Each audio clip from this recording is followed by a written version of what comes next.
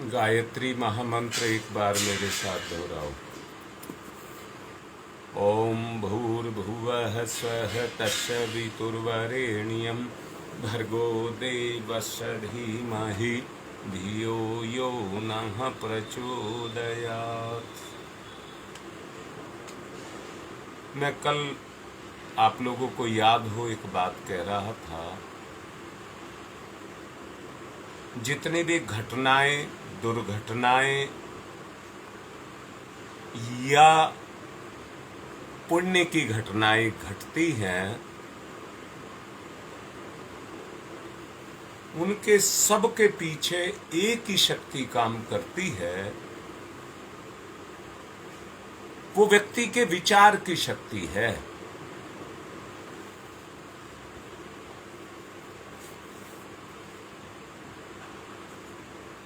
ऐसे कितने व्यक्ति हैं, माँ बाप तो सबको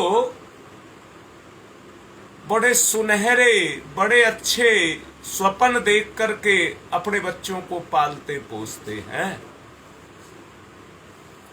पर उनमें से ऐसे कितने बच्चे हैं जो अपने माँ बाप की उम्मीदों पर खरे उतरते हैं।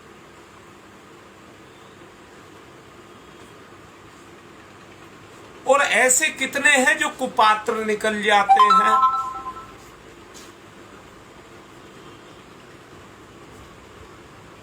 इस बारे में सोचने की बहुत गहन आवश्यकता है।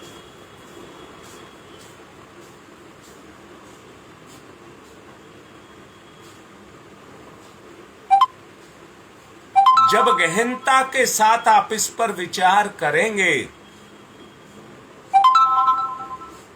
तो मैं एक ही बात कहूंगा, उस सब के पीछे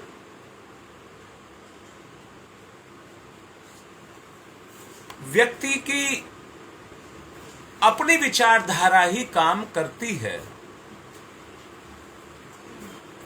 जुआ खेलना, शराब पीना, व्याभिचार करना, अनेक प्रकार के व्यसन इस दुनिया में हैं।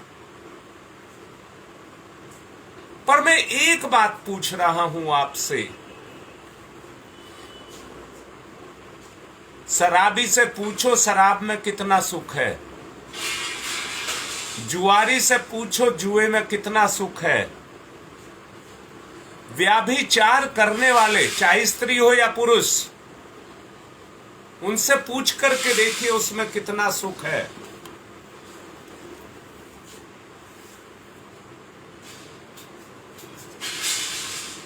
उन्हें वो सुख दिखाई देता है।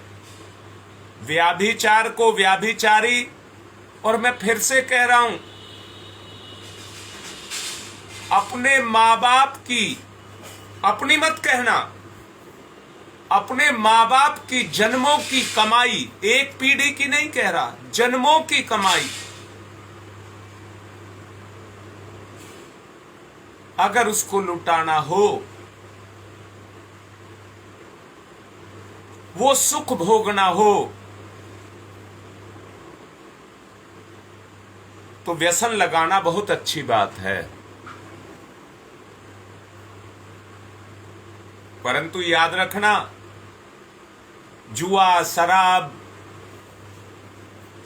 या दूसरी कामुकता की जो इच्छाएं हैं व्यक्ति को लग जाती हैं, उसको माँ बाप, अपना खानदान, अपना परिवार कुछ भी दिखाई नहीं देता है। उसे केवल अपना सुख दिखाई देता है जो व्यसन से उसको मिलता है।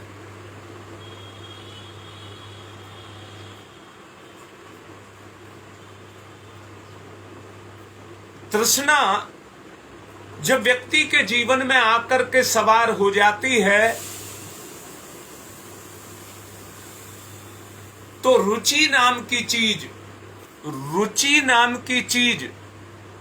उमंग नाम की चीज, अंदर से ललक और उचंग नाम की चीज उसके जीवन से खत्म हो जाती है। व्यक्ति आलसी, प्रमादी, निकम्मा बन करके खड़ा हो जाता है। परंतु याद रखना, शरीर को मत कहना, चेतना को कहना।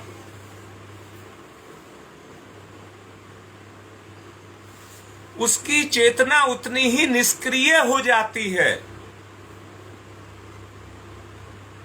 माता पिता अपने बच्चों को अंधा लगाव कहूंगा, मोह, अंधा लगाव या मोह करते हैं। वो इतने अंधे हो चुके हैं कि उनको बच्चों का, कल का, अपने जीवन का भविष्य नहीं दिख रहा।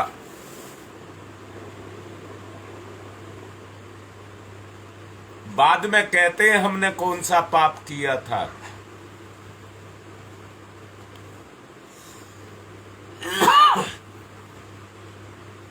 तब समझ नहीं आता, तब तो केवल अपना आपा ही दिखता है, अपना आपा ही दिखता है। मैं ये सिर्फ अपना आपा दिखता है, किसी को कुछ नहीं दिखता। हर कोई अपने आप को ही श्रेष्ठ, मेहनती, मतलब गुणवान, कहिए एक से एक सारी चीजें बताता है। फिर कोई उसको अपने ऊपर लेने के लिए, जिम्मेदार बनने के लिए कोई तैयार नहीं होता।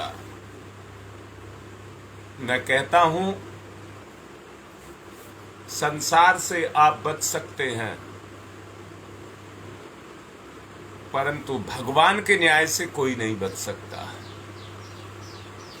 भगवान के न्याय से कोई नहीं बच सकता।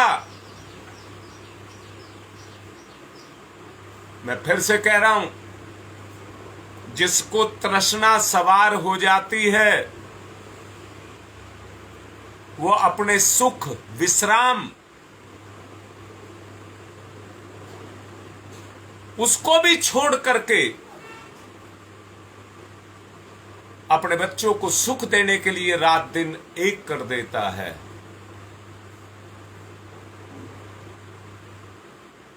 मैं पूछ रहा हूं, सवाल कर रहा हूं, कड़क सवाल कर रहा हूं, क्या मिला किसी को आज तक?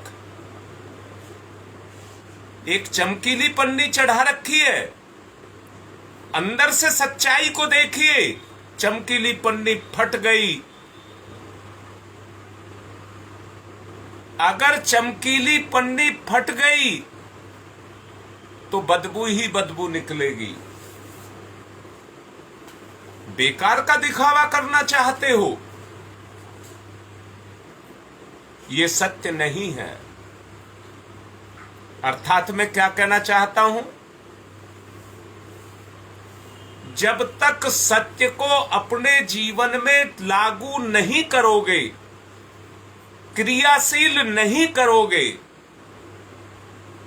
तब तक कुछ होने वाला नहीं है।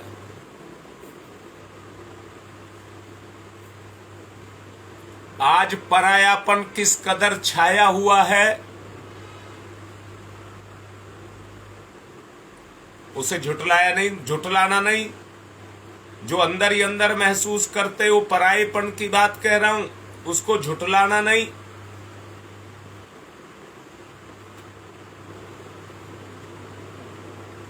आदमी की सोच एक हो गई है। आदमी के पास धन होना चाहिए। बताओ कौन नहीं चाहता पैसे को? और जिसके अंदर पैसे की चाहत है, उसके अंदर तृष्णा है।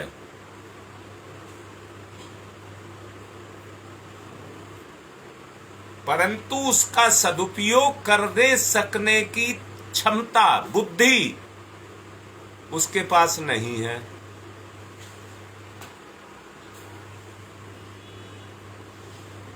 मैंने कल आप लोगों को बताया था, डाकू लोग भी डकैती डालते हैं, अपने उसमें सद्गुणों का इस्तेमाल करते हैं, पर अंतर एक है कि उन सद्गुणों का इस्तेमाल किसी का बुरा करने में किया जा रहा है।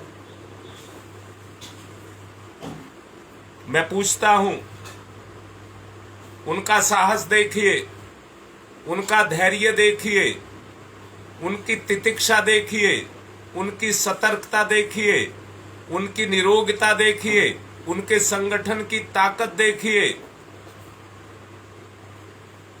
वो गुण सब में होते हैं, उन सब में जितनी उनकी टीम होती है उस सब में वो गुण होते हैं। तभी वो अपने उस बुरे काम को कर पाते हैं। बस अंतर ये है कि वो अपनी अच्छाई को बुराई में लगा रहे हैं। अच्छा, मुझे एक बात बताओ, क्या स्वल्प साधनों में गुणवान व्यक्ति संगठन, शौर्य, धैर्य, साहस, तितिक्षा इनके बल पर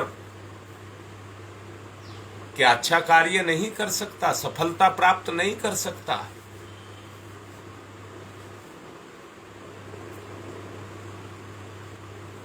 भरपूर साधनों की तो इच्छा है। क्यों है भरपूर साधनों की इच्छा? मुझे ना करना पड़े, साधन करे, अपने आप को निकम्मा बनाना, निष्क्रिय बनाना।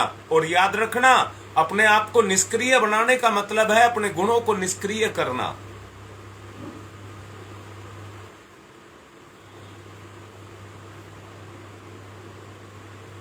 मैं मना नहीं कर रहा।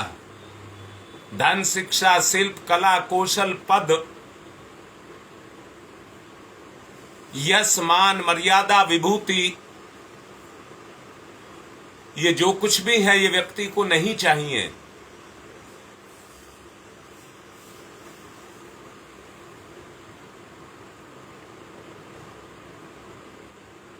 परंतु एक बात कहता हूं, किसी के मन को जीत लो।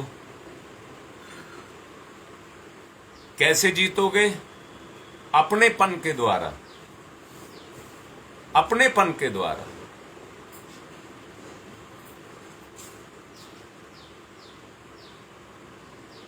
ईश्वर प्राप्ति और आध्यात्मिक लक्ष्य की पूर्ति केवल वही लोग पूरा कर पाएंगे। कान खोल करके सुन लेना, ईश्वर प्राप्ति और आध्यात्मिक लक्ष्य की पूर्ति, बार बार जोर दे करके कह रहा हूं, जिनकी मनोभूमि को प्रियतन पूर्वक दैवी गुणों से सुसज्जित करके रखा जाए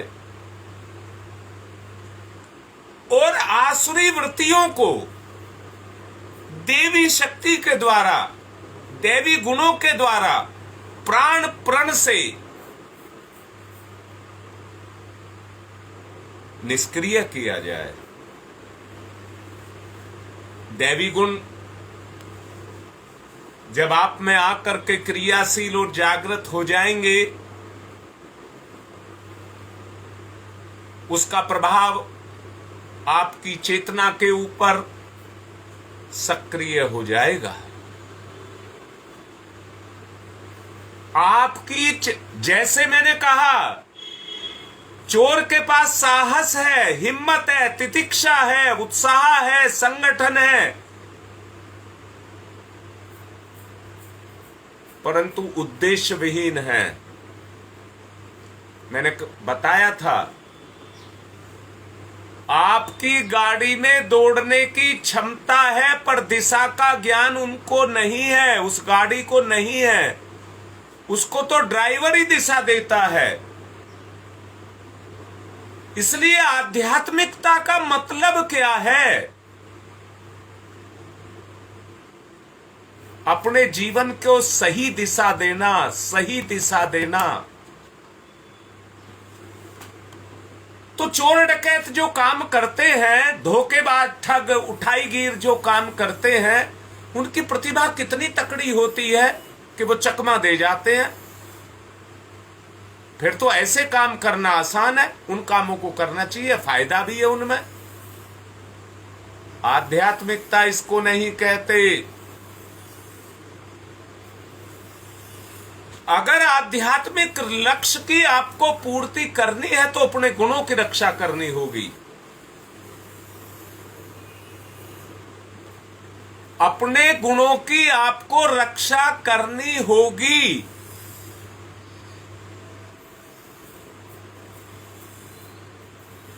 और याद रखना,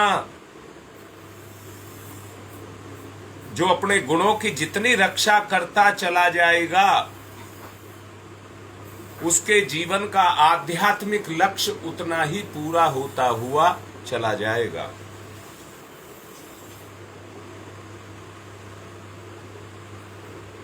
मैं आत्मिक निवेदन, आत्मा से बोल रहा हूं, आपसे आत्मिक निवेदन कर रहा हूं। जिन्होंने आत्मनिग्रह का, आत्मनिग्रह की बात कह रहा हूं, उसकी उपेक्षा कर दी, वो दोष दुर्गुणों को सुधारने की अपेक्षा थोड़ी पूजा पाठ में चला जाएगा और ये सोचेगा मेरी पूजा पाठ मेरा भला कर देगी। जो बोल रहा हूं कान खोल करके सुन लीजिए। जो निग्रह नहीं करेगा, वो मात्र पूजा पाठ, जप, कर्मकांड, इनका केवल ढोंग करेगा।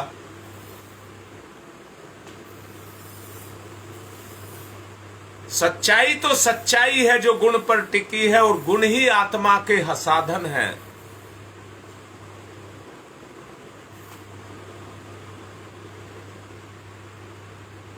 इसलिए सुधारने की अपेक्षा केवल थोड़ा पूजा पाठ करके भी हम अगर आत्मनिग्रह करें तो महान लक्ष्य दूर हो सकता है, देर से मिल सकता है, पर मिलेगा जरूर। हम दौड़े ना कम चलें, हम दौड़े ना कम चलें, पर चले तो ईमानदारी से।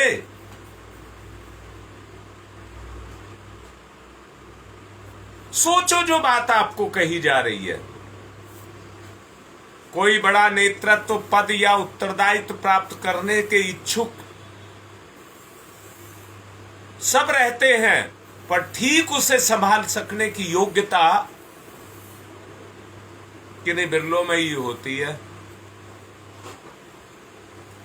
इस दुनिया में पद, सम्मान, श्रेय ये सब चाहते हैं, परंतु क्या उतनी पात्रता है? जिम्मेदारी लीजिए। जिम्मेदारी को ही पात्र कहते हैं, जिम्मेदारी लेने वाले को ही पात्र कहते हैं। जो पद नहीं चाहता, जिम्मेदारी चाहता है, उसकी पात्रता अपने आप बढ़ती चली जाती है। और जब पात्रता बढ़ती है तो डालने वाला देख लेता है कितना बड़ा बर्तन है, उतना अपने आप दे देता है। आत्मनिग्रह की बात कर रहा हूं आपसे। आत्मा सर्वस्व है, उसके पास सब कुछ है, आवश्यकता लेने वाले की है। संयोगवश यदि किसी को कोई बड़ा उत्तरदायित्व मिल भी जाए और आवश्यक गुण उसके पास ना हो, तो ऐसा व्यक्ति अव्यवस्था ही फैलाएगा, अशांति ही पैदा करेगा, अपनी ही हानि नहीं, जिसको भी उसके संपर्क में आएंगे उनकी हानि करेगा।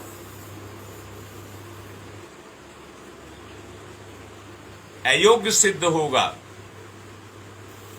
दूसरों की स्थिति, आवश्यकता और रुचि को समझने की क्षमता उसके अंदर नहीं होगी। वो उनसे ठीक प्रकार से काम ले सके, अपनी सेवा ठीक प्रकार दे सके, वो गुण उसके अंदर नहीं होगा। अपने साथियों की दृष्टि में अपने दुर्गुणों के कारण ऐसा व्यक्ति दीनहीन अवस्था के अंदर पड़ा हुआ घृणास्पद उपहास उड़वाता हुआ और उपेक्षा करवाता हुआ बना रहेगा। कैसे नियंत्रण रखा जाए, कैसे काम लिया जाए, ऐसी दशा में जो नेतृत्व है, संगठन है, वो भी विफल हो जाएगा। मैंने अभी कहा, डाकू अपने उद्देश्य के लिए मर मिटने को तैयार रहते हैं। हम भी अपने उद्देश्य के लिए अपने आप को उस स्तर का लेकर के चलें, परंतु अगर दुर्गुण हमारे ऊपर काम कर रहे हैं तो हमारा नेतृत्व भी और संगठन भी विफल हो जाएगा। और आज आप देखिए, सरकार के द्वारा भी और समाज के द्वारा भी बड़े बड़े संगठन बनाए जाते हैं, परंतु सब स्वार्थी सुखभोगी निकलते हैं। वो संगठन घाटे का सौदा बन जाते हैं और जो उसको चलाते हैं वो उल्टे फंस जाते हैं। टीम भावना अगर पैदा हो जाए तो कोई भी कार्य ऐसा नहीं है जो विफल हो जाए, क्योंकि काम तो गुणों से चलता है और काम से गुण की वृद्धि होती है।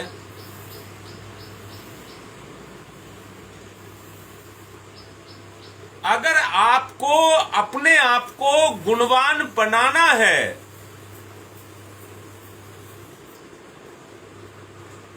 तो सत्कर्म, पुण्य कर्म, धर्मार्थ का कर्म, परमार्थ का कर्म आपको करना ही पड़ेगा। परंतु कर तब पाएंगे। मैंने बहुत देखे हैं धर्मार्थ के काम करते हुए। एक व्यक्ति दिल्ली का ही था, मेरे ही साथ जुड़ा था, महीने में एक भंडारा करता था। दिल्ली में कपड़े का उसका शोरूम था। हर महीने का उसने मुझसे तय करा लिया कि एक प्रोग्राम मेरे यहां कर दिया करना और मैं उसमें भंडारा भी रखे करूंगा। मैंने कहा, इतना पैसा आदमी हर महीने खर्च करता है, यह आदमी कितना भावनाशील होगा। पर कुछ समय के बाद उसका लगाव मेरे साथ बढ़ते बढ़ते इस स्थिति तक पहुंच गया कि वो अपने मन की सच्चाई एक दिन मेरे से कहने लगा, गुरुजी, आपकी योग्यता से जो प्रवचन होता है उसका प्रभाव पब्लिक पर जाकर के पड़ता है और मेरा भंडारा पब्लिक को यह दर्शाता है कि मैं बहुत परमार्थी और पुण्यकर्मी हूं। अगर मैं इतना प्रचार में खर्च करूं अपनी दुकान के में तो मुझे उतना फायदा नहीं होगा। जितने लोग प्रवचन में आते हैं वो सब मुझे धर्मात्मा समझते हैं और ये समझते हैं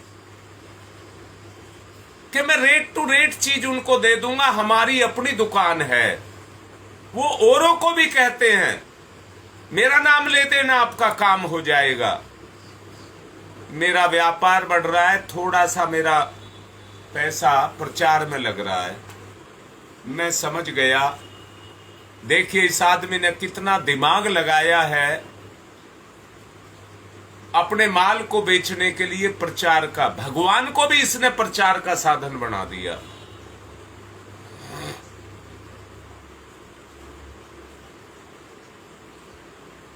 क्या उसके गुण काम नहीं कर रहे थे?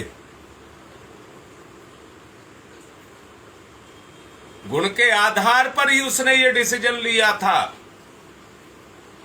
परंतु उद्देश्य अच्छा नहीं था।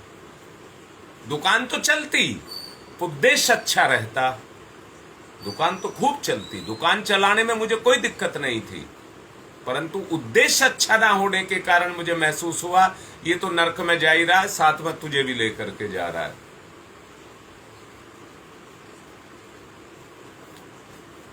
नम्रता और अमान्यता को देखने में स्वभाव की छोटी छोटी भिन्नताएं,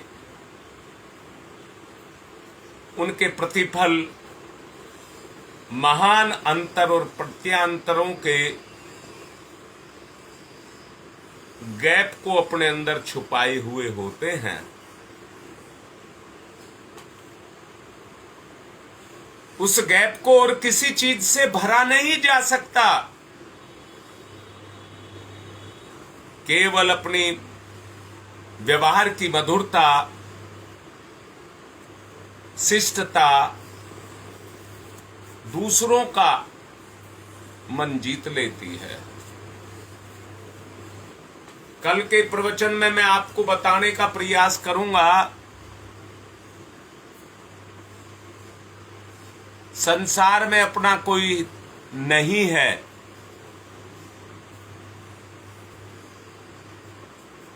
एक भगवान या गुरु ही अपना है, या माँ बाप अपना है। सच को देखना माँ बाप के रूप में तो आप समझते ही होंगे, जो अपने आपे को काट काट करके अपने बच्चे को देता है और दे करके भी उसका भला करता है, बदले में नहीं चाहता। कल इस बात को अच्छे से, इस विषय को लेकर के चलूंगा, क्योंकि आज चलूंगा तो बहुत लंबा हो जाएगा।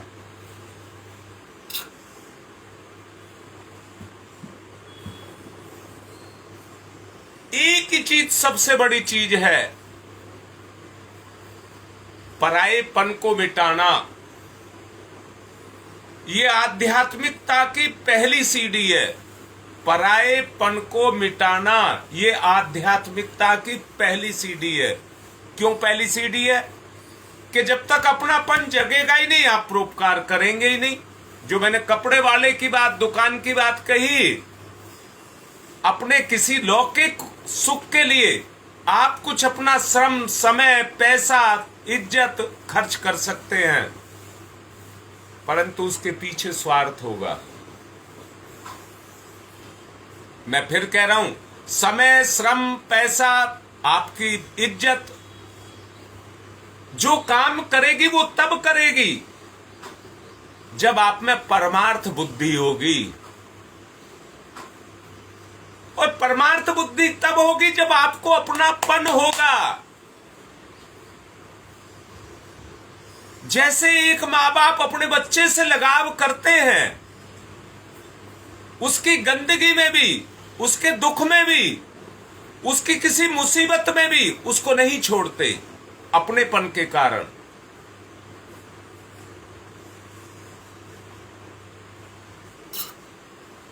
तब परमार्थ की भावना आपके अंदर पैदा होगी।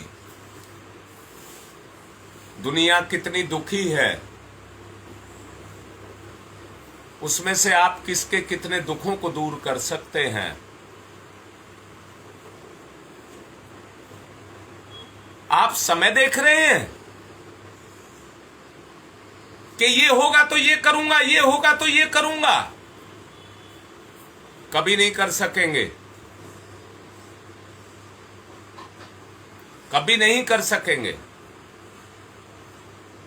क्या अपने बच्चे पर आई हुई मुसीबत में आदमी समय को देखता है?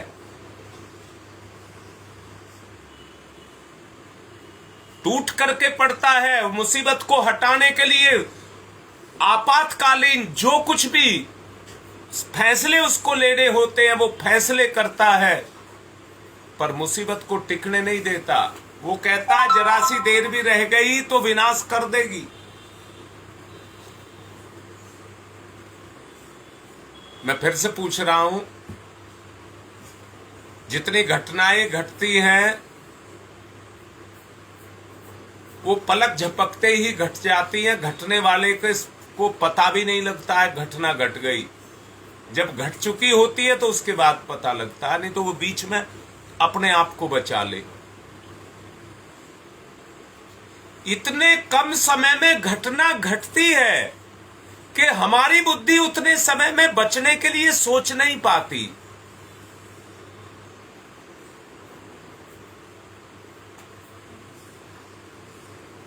देखो, सोचो जो बोला जा रहा है। अगर आपको इतनी तत्परता, इतनी सजगता पैदा करनी है तो एक चीज पैदा करनी होगी, परायेपन को मिटाना होगा, आत्मीयता को पैदा करना होगा। दूसरा दूसरा, पराया पराया, दूसरा पराया। दुश्मनी क्या है, बुराई क्या है, दुख क्या है? ये परायापन ही है। जब तक ये रहेगा प्रत्युत्तर में स्नेह, सहयोग, जिसके द्वारा आपकी आत्मा को लाभान्वित होना चाहिए, आत्मा को लाभान्वित कहा है, वो नहीं हो पाता। स्वभाव अहंकारी और कर्कश हो जाता है, मनोमालिन्य हो जाता है।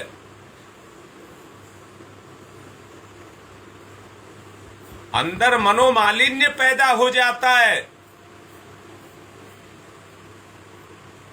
कठोरता बढ़ती है, जिसके कारण कोई ठोस सहायता व्यक्ति को मिल नहीं पाती।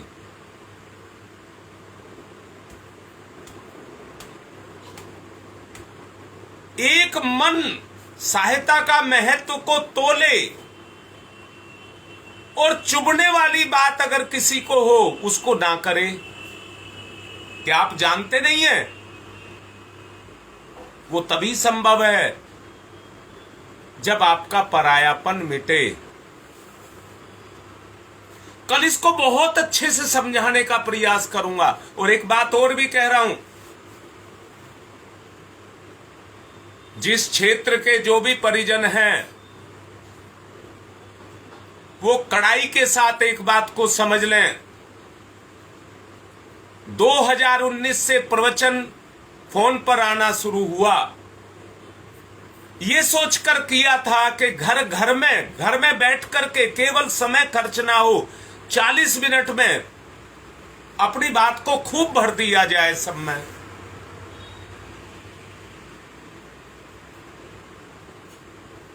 परंतु मैं पूछता हूं, क्या प्रज्ञा मंडलों में निष्क्रियता नहीं आ गई? सब घर में बैठकर के बात सुनने के आदी हो गए। परमार्थ की बात जो कही जा रही थी वो बिल्कुल बंद हो गई, केवल एक जगह पर सिमट करके रह गई। 40 मिनट फोन लगाइए और बात सुन लीजिए, उद्धार हो जाएगा। अरे उद्धार तो करने से होगा। अब ये मेरा मन है दोबारा से सब प्रज्ञा मंडलों को झकझोरा जाए।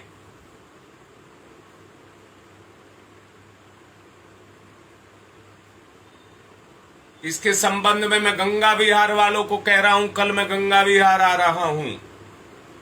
पूरे गंगा विहार में जो सुन रहे हैं कार्यकर्ता लाइन पर हैं,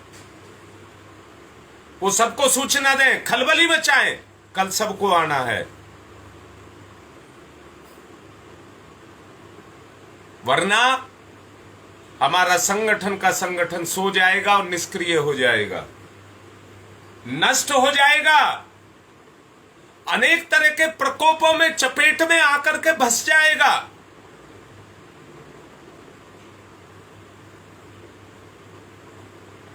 हमें उपयोगी बनाना है अपने आप को।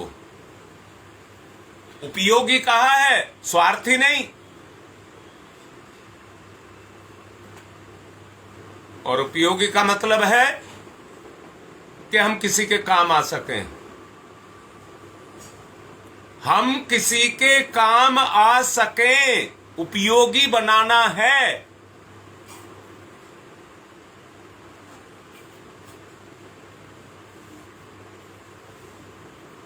अंदर से देखिए, द्वेष, ईर्षा, डहा, परायापन, ये कितनी पराकाष्ठा पर है। मनोमालिन्य इसने पैदा कर दिया है। चुभने वाले काम करोगे, दूसरे के सताने वाले काम करोगे,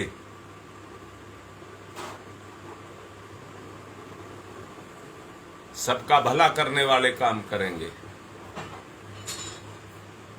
जब एक चोर डकैत बुराई के लिए इकट्ठे हो सकते हैं, अपने गुणों को विकसित करने के लिए कोई किसी का नहीं कर रहा। इतने पागल हो गए, स्वार्थी हो गए क्या? कर्म कांड से मेरा भला हो जाएगा, जप करने से मेरा भला हो जाएगा, यज्ञ करने से मेरा भला हो जाएगा, परमार्थ करने से हमारा भला होगा।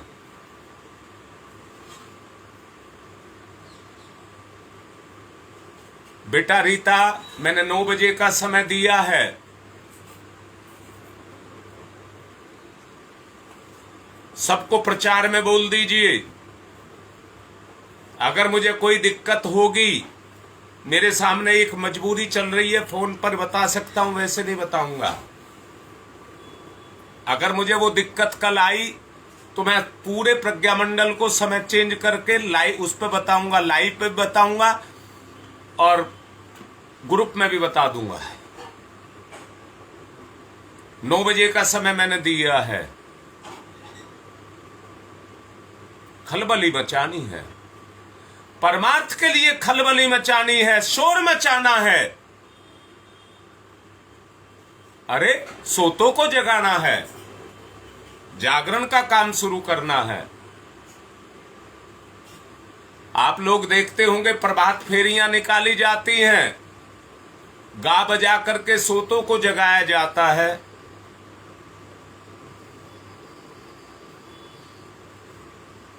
शत्रुता, द्वेष, मनोमालिन्य झगड़े के कारण है, शत्रुता के कारण है। आज बढ़ती जा रही है। वास्तविकता के कारण आदमी भटक गया है। हमें आदमी को उसकी वास्तविक स्थिति को बताना होगा, लाना नहीं होगा हमें। आएगा तो वो खुद, कोई कुछ नहीं कर सकता। जो करेगा वो खुद करेगा, किसी के करने से नहीं। हम समझा सकते हैं, कर नहीं सकते।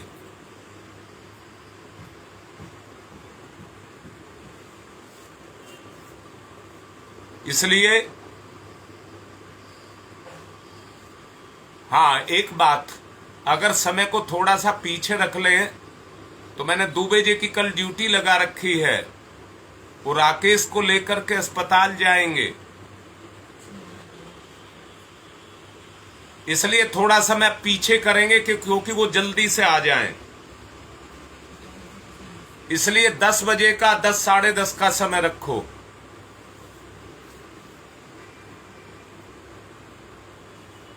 वो भी आ जाएं। वो भावनाशील हैं, कर्मठ हैं।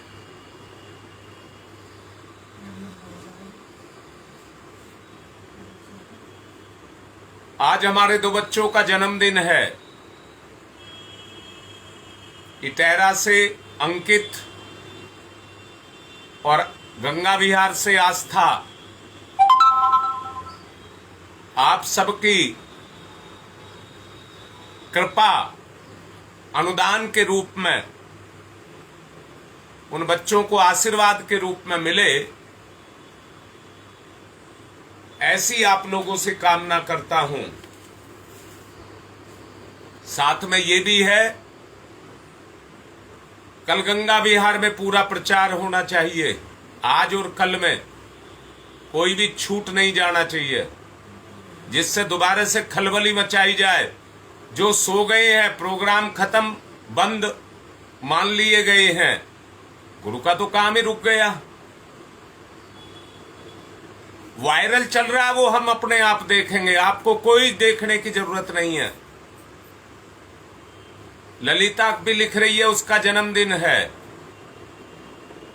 उसके लिए भी परंतु कोई नहीं डरेगा, वायरल पायरल कोई कैसा ही हो, सबको देखेंगे, कोई किसी को अपने को वायरल नहीं होने देंगे।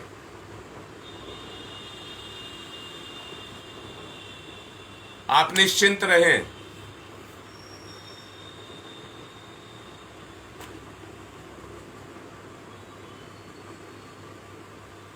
हो सके तो कल आंख में दवाई डालने वाला एक एक ड्रॉपर लाएं, जिनके पास जितने हो वो सब इकट्ठे करके लाएं, हमें जरूरत है। जितने जिसके पास हो ड्रॉपर लेकर के आए, या छोटी छोटी शीशियां हो उनको लेकर के आए, हमको जरूरत है। दवाई का काम अब हम बहुत तेजी से करना चाहते हैं और अगले दिनों फैलने वाली बीमारियों से अभी से लड़ाई लड़ने के लिए तैयार हैं।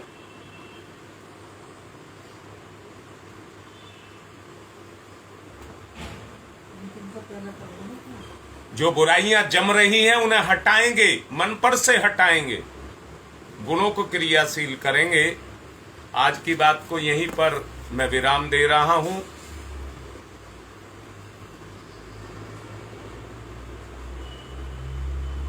कोई बच्चा पूछ रहा है, भाषा मुझे कहीं और की लग रही है। कल प्रोग्राम है, उस प्रोग्राम में मैं जाने वाला हूं, गंगा विहार।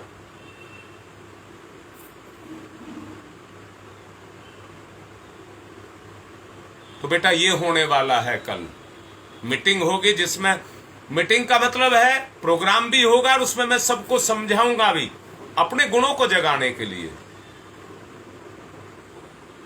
आज की बात संपन्न। ओम शांति शांति शांति।